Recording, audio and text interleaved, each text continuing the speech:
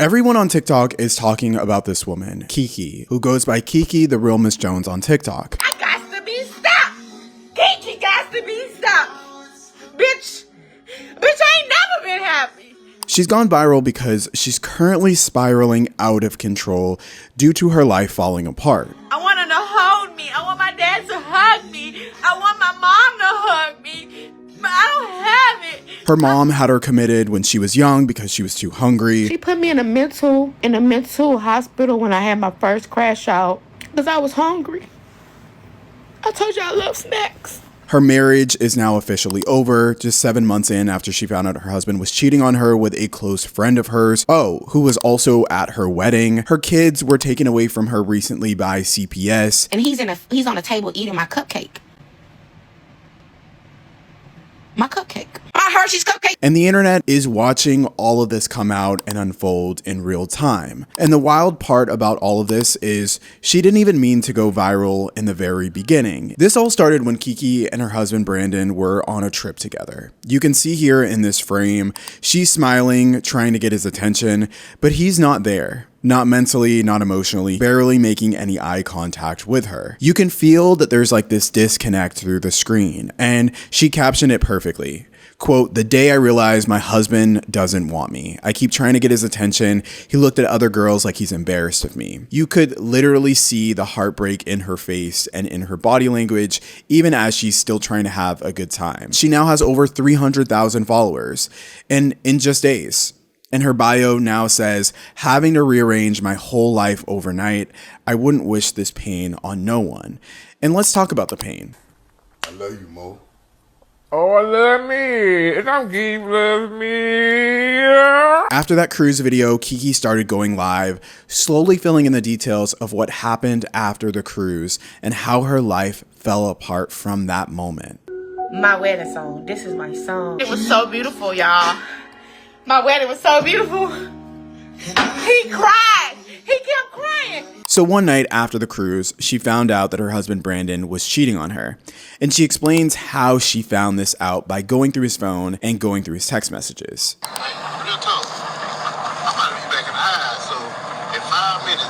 So if you don't call me back within that time, then you ain't got no need to fucking be calling because you know I'll be around my wife.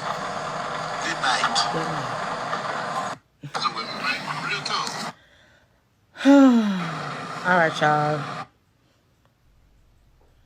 This is the app I seen them on. BBW. Now, I'm going to be real with y'all. I don't think I'm ready for that. I thought I was ready. So, let's talk about this another time.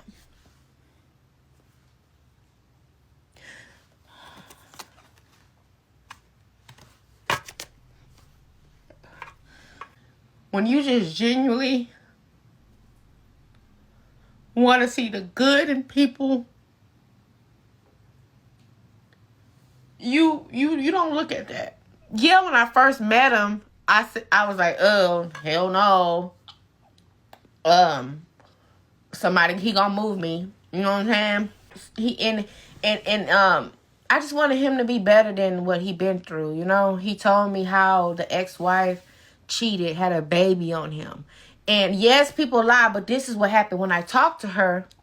She told me I sure did, but he cheated on me. But before we got married, he did me dirty. Now, I didn't believe that. Background or everything that I did, I was thinking maybe we can help each other. This does remind me of a saying that goes, like, if you're searching for something, you'll find it. I fully believe in that. I don't believe it's like a psychological theory or something. I believe it's intuition, and if you believe by that moment that something's going on, you probably already know. You just need that like confirmation. So going through a man's phone, especially when he's cheating on you, you'll definitely get that confirmation, and that's what happened in this situation. She found out that he had been cheating on her since the very beginning of their marriage, like literally as the wedding vows were still warm. She laughed as she said it, like she couldn't even really believe it herself. As you can see in this clip here, she's literally crying, listening to her wedding song in her wedding dress as she confesses to everyone on live live how hurt she is. I've been torn down. I've been torn down so much in my life. And then when I called my mommy, and I said, my mommy, I need you. She won't come here. She won't come here. I begged my mommy. I begged my mom, please come here. I said, Mom, I'll pay everything. You don't got to pay a bill. I said, Mom, just come here. Come here with me. You ain't got to pay no bills. I just need you. She got to stay with her sister. She loves her sister so much. My mom loves her sister so much. She won't come in here with me. My grandma, she loved my kids so much, I think she forgot about me. My dad, I try to talk to him, but he's so hard up. He's such a hard ass nigga, bro. He believe what I'm doing is crazy. He say fuck a nigga. He say stop crying instead of holding me. I want him to hold me. I want him to hold me. I want my dad to hug me. I want my mom to hug me. But I don't have it. I grew up at a young age, bro. I ran away home. I ran away home at 14. And a dude that I trusted from the chat line. You remember the chat line? Y'all remember the chat line? I trusted an older man. And he got me to his house. And he got me to his house. And he let a bunch of guys. He let a bunch of guys come in. And he told me that my family ain't gonna come looking for me. And he took my phone. You remember back then we had the little phones that go like that. He took my phone. Then I went to school and they bullied me. They bullied me because I was a big girl. Cause the fucking disease blew me the fuck up. Bitch, I ain't never been happy. All the men want is to me. They just want to me. They just want to hurt me. And all society want to do is judge you. Say, go commit her. Put her in the hospital. That's all they want to do to you. Nobody actually gives a fuck about what you going through. Nobody. Now, this live goes on for 40 minutes, and it's really easy to find on the internet. Just look up Keke Jones wedding dress video if you want to see the entire thing. I didn't want to put everything in this video, but you can see how painful it is for her, especially when you consider her backstory, which I just told you about, and how she's had many relationships go horribly wrong, according to her, and how this marriage was something that she prayed for and she waited for years and years. And I also feel like a huge part of this pain comes from the woman who Keke believes her husband is cheating on her with, which is a close friend or a former close friend of hers, and someone who she helped out and someone who she invited to her wedding. So now I'm going to show you the live videos where she goes into detail about how she not only discovered her husband had been cheating on her, but when she felt like the original cheating started. I had got her a little shot bottle, a little bag with some nails, some little makeup. Just say, I want you to feel better, friend. I want you to be better. Got her a gift. Brought her back a gift. And, I didn't think nothing of it, because like I said, we just got married. What kind of man gonna be cheating on his wife like that? Like, I don't know. I didn't think I was in no damn Tubi movie. I didn't think I was a Tyler Perry actress. He said, so y'all fucking my girl. Can I say that? So y'all doing it with my girl? I said, I don't even go that way, sir. Like I said, I love the rainbows, but I like rainbows, but I don't do that. And then that's when my soon-to-be ex-husband told me, said, the picture again? Yeah. He said, block her, she's not your friend. I said, what you want me to block her for? You know what I'm saying? And I just listened to him. I blocked her. And turns out he blocked me because he was friends with her. He was inboxing her. They were talking. They've been talking for a while. All I got here is from September. That's all she sent me. This is them talking, y'all. It's on my page though, y'all. It's on my page. It's on my page already. Y'all can go look at my page and see it. See, you just added her in here, fake. She probably ain't gonna come up because I blocked her. But don't give her the clout she want. Don't go follow her because that's what she want. Because she posted the story on her page saying karma and all this. And y'all, I still don't have an answer. I still don't even know if they did it. Nobody's telling me. Nobody's telling me nothing. All she's saying is he was being the one passive. And she just wanted to talk to me. She made her own little post about it. She said, what she say? Being there, I could talk about it, laughing my ass off. Girl, you delusional. I told you karma. And she uploaded the picture. She uploaded the inbox when I said, hey, I noticed you and Brandon been inboxing. Why would y'all inbox? I told her that. She said I'm delusional because I asked her that. I did. Of course I'm going to ask you that. And you uploading that trying to make me seem like I'm the bad person? What you trying to make seem like I'm a bad person for? You the one that did it. So in this Facebook post addressed to this woman, Risa Evans, Keke Jones says, so this is my last time addressing this. My supposed friend, whom I had at my wedding, has been messing with my husband. I understand my crash because I saw many things. Yes, I'm trying to heal, but to find out today she's been dealing with my husband too, this makes me want to lose it. Then she goes and posts a story on her page to get clout, lying on me and bragging about messing with my husband. What is wrong? I brought you into my house when your man assaulted you and left you alone with my husband just for y'all to do this. I even cooked and gave you birthday gifts. This doesn't make any sense. Now you're trying to get clout. You pleading the fifth about sleeping with my husband. Team Keke. So because all of this sounds like a Tyler Perry production, it sounds literally like a Tyler Perry movie. Was it Keisha? Huh. No, you didn't get it from her. You got it from Walter. I ain't gay. No, I slept with him. You have the cheating, you have the marriage, you have the woman who's going crazy, especially wearing her wedding dress and like drinking to excess. She's had to produce all of this evidence. And some of the evidence even includes text messages that she somehow got between this woman, Risa Evans, and her husband. And I'm going to read those to you guys. So the first set of text messages seems pretty standard. They start off pretty harmless, but you can tell that there's something that's going on where Risa and her husband are trying to meet up, or they're like hinting at meeting up. But then when you go to page 2 of the text messages, this is where things start to sort of take a turn. Keke's husband says that he's in trucking school, and then he goes on to say, well, I'll let you continue to have a blessed night. Don't be posting more of those pictures, nah. Now, why a married man would be telling another woman not to post certain types of photos is beyond me. I don't even know. I don't know what photos he's referencing, but I can only imagine. Then on page 3, it's more of this sort of like casual flirting. Keke's husband says, you right, I don't want old boy jumping in my inbox about you again. Once again, flirting with her, talking about some man who Risa is connected to, messaging him about her, which he's married. So like, why would he be messaging about her? Consider this. Keke, by this point and by this time, I believe, has already taken this woman in and given her a place to stay temporarily and fed her, given her birthday gifts. They were close. He then tells Keke's friend to let him know when they're all settled into their new home, because Keke's friend is moving closer to Keke and her husband. He said that he's going to check her temperature with Keke to see if it's okay if they go to a housewarming party that they will ultimately sometime in the future eventually have.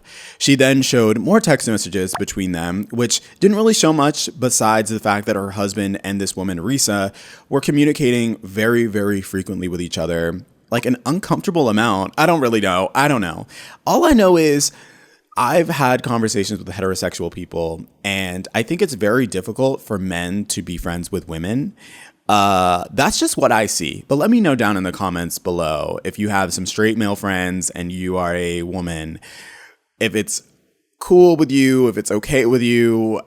Have men tried you? All I know is I've heard there is some boundaries that are very difficult to set in the beginning, and it's very difficult for men. Let me also know in the comments if you'd be okay with this if you were married and you saw this in your partner's phone. Oh, and also here's a blown up picture of Keke and Risa at Keke's wedding. So by this moment, I've shown you a ton of live videos of Keke explaining her situation, explaining what went down, explaining why she's so unhinged and cannot process this in the moment.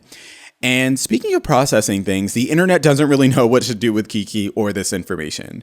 Some people seem to be really cheering her on, talking about how her comeback is going to be insane. We all love an underdog, and we hate to see somebody be treated poorly and wrong, especially when they're just trying to be loved. A lot of y'all friends like y'all man and y'all act like y'all don't peep it. I don't know if it's because you're scared of your friend or what, but you be letting your homegirl hug your man and call your man bruh and all that. I'm telling you, get caught slipping if you want to. If Keke was my sister, I'd ask her, why the hell you crying over a man who grown as hell wearing two-piece Tom and Jerry fits out of the country? Let's be for real. But the way she broke down, man, I can feel it. I can feel it. It be some slimy dudes out here, man. It's some slimy women too. But I'm telling you, you just got to know how to play the game. But other people have been calling out how her behavior is unhinged and how she needs help, and also how she's lost her children. And some people believe that it's her fault. That lady in that wedding dress told y'all every which way that she's an alcoholic. So much so that she said she blacked out at her own wedding. That means her husband didn't get no coochie, by the way. Was blacked out drunk at your wedding, but you got on live in the wedding dress as if that night was so special. I can't make this shit up. Okay, the coochie thing definitely threw me off with this TikToker, but I feel like you guys forget sometimes that two things can be true at the same time. This woman can get blackout drunk on her wedding day, drinking Casamigos, but she also can have a very big connection to the wedding day and her wedding dress. Like, that's not a far stretch. So just because one thing happens doesn't mean another thing can't also happen. She also said she's diagnosed with bipolar schizophrenia, but she doesn't take the medicine. I'm assuming because she likes to drink, and you can't drink and take bipolar medicine. She also told y'all she went to the therapist and said something that was so incriminating, they contacted the proper authorities and removed the kids out the home. And y'all blaming the husband for leaving simply because this lady said that he was cheating. Which, by the way, she said she doesn't know to this day what's true because she has shared their marriage and relationship online, and all of the accusations from the alleged made up bitches came from fake pages. She said that. But if he was, so what? Niggas cheat every day, B. Tighten up. Just because men cheat on you all the time, or you know of men cheating all the time and you're excusing it and the bar is on the floor, doesn't mean that this woman has to. And honestly, I hate when people weaponize other people's mental health struggles and their openness with their mental health struggles against them. That's exactly what's happening in this TikTok with this creator. And this sucks, to be honest. But I feel like it's important to talk about the kids and CPS. So Keke has been very open and vocal about her kids being taken away from her because of her mental health struggles. She has mentioned that she went to a therapist at one point, and what she said to the therapist, I hate to laugh about this. This is not funny, but what she said to the therapist was so alarming that the therapist contacted the proper authorities or organization to then have her children taken away from her. I drive to get me something to eat. I got that thing on me. I come back. Now, when I get to this part of the crash, I ain't gonna say too much because I still a CPS case open, and I don't need this shit right now. I just want my babies, right? But I come back. This nigga in the house, y'all, and not only is he in the house, he washing and drying clothes. It smells fresh in the house and shit. I'm pissed. I don't want to smell no freshness, no Tide detergent in the house. And not only is he back, he brought his ex-wife's little son. No, his ex-wife godson. They had a godson together before the marriage. He brought him back, and he's on the table eating my cupcake. My cupcake. Hershey's cupcake, y'all. That's the new brand. It's new. Hershey's just did a collab with Debbie Snacks. It was only 2 in a pack. He only ate one because when I started crashing out, that cupcake flew. Okay, I don't want to say too much, but bitch, he tried to. I said, oh, you want to play? Oh, you want to play? I grabbed the sugar. I ran outside. I put it all in that tank. Man, God, please, please. I'm so sorry. Maybe I shouldn't be admitting this. God, why did I get? Oh, okay, whatever, right? I came back. He got the top lock on. He locked me out the house. So guess what? I started beating the windows. I'm not realizing the kid in me, y'all. I'm losing my mind. I'm losing my mind. Some say go to that damn window by the allegedly sugar in the tank. Allegedly, I don't know. I opened the motherfucking window, y'all. The window, I don't know why that window was unlocked. I think I always unlock that window just in case, because, like I said, it's not my first time crashing out, and he liked to lock a bitch out the house. So I think probably 6 months ago I unlocked that window. I come through the window. I got the phone. I got something in my hand. I got something allegedly in my hand. He looking at me. He calling 911. Bitch calling 911. I'm gonna tell you about the CPS. I come through the window like a motherfucking Spider-Man. Bitch, you wanna play with me? You wanna lock me out my own motherfucking house? I know that the little boy, he was scared. I ain't gonna lie. Cause he started calling 911. And that is how CPS got involved. I was trying to get help from my baby father when he beat me down to the ground with a newborn in my hand, and I dropped my baby. Yeah, when I was getting help, I told the lady how I pulled the knife out on him. I did, and when I told her that, the next day, guess what? The CPS was at my door. Just because she suffers from all of these mental health issues doesn't mean that she doesn't have the ability to be suspicious of a man who is clearly, at the very least, entertaining other women. But this was the play all along, to present you all with male-centered content. No matter how much you women get up here and say, oh, I hate a male-centered bitch, you love it. They sell it to you and you buy it. You love it. Now she's been on live saying how she wants to be the one you all say, we made the right person famous. She's telling you all that she's going to start recording her going to get on her medicine that she was supposed to be doing to get her kids back, but she didn't do any of it on her own like a real bitch. Like, come on now, I'm not following no loser shit. Y'all not finna make me do it. I'm not finna hype up no loser shit. Fuck that. Coming up here wanting to be somebody off of sympathy and hoping that they can get an audience off of other loser bitches. I'm just sitting here wondering, what the fuck is the content? Where's the content? Oh, we pray for you. I can relate to what? To what? Being a loser? Like, we got to start being honest up here. We got to. She is the fucking problem. I don't care. She's the problem. She still does not have her kids back. But she put a wedding dress on, press live with liquor. It does seem like Keke doesn't have a lot of support in her life, and her outlet is the internet. And while it is something, it is definitely an outlet. It does make her vulnerability and breakdown really, really hard to watch. And what really strikes me about Keke, especially now that we know that her husband has been cheating on her the entire time, allegedly, of their marriage, is looking back at her content. Now we know, like, the end result. We don't know if she's going to leave him. We don't know if they're officially done because we can't read the future. But you can tell through her past videos how much she really wanted to be married, how much she really wanted to put on for the cameras, at the very least, that they were in a very great, happy, healthy, funny relationship. I'm about to fix my boho braids, but it's official. I'm having another wedding, y'all. Yes, I just got married. But we had some issues with family and things like that, and my grandmother couldn't make it. So we are officially planning a second wedding. So I'm gonna start planning the wedding at the beginning of the year, which will be 3 months away from our 1-year anniversary. So the wedding should be in 2027. So I have a year this time to plan my small romantic wedding. And I just want to know, do y'all think I'm crazy? It's a lot of things that I wanted to be done different. For instance, I blacked out. I blacked out to the point, y'all, where I don't remember nothing. I didn't get to drive the car that we paid for.